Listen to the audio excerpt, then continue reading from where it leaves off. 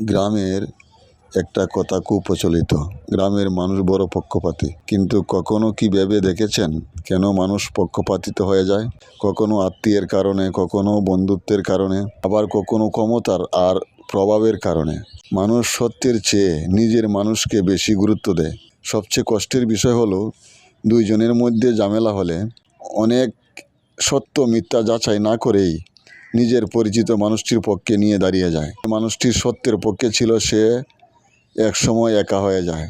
মনে রাখতে হবে, পক্ষপাতিত্ব হয়তো কিছু সময়ের জন্য নিজের মানুষে জিতিয়ে দিতে পারে, কিন্তু সত্যকে কখনো হারাতে পারবে না। আমরা যদি সত্যিই ভালো সমাজ চাই, তাহলে মানুষের দেখে নয়, সত্য দেখে কথা বলতে হবে। কারণ অন্যায় যখন নিজের মানুষের পক্ষে নিয়ে সমর্থন করি, তখন আমরা শুধু একটি নির্দোষ মানুষের ক্ষতি করি না, ধীরে ধীরে পুরো সমাজের বিশ্বাসটাকে নষ্ট করে দেই।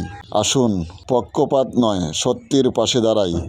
কারণ সত্যের কোনো দল নেই, সত্য কোনো পক্ষ নেই, সত্য শুধুই সত্য।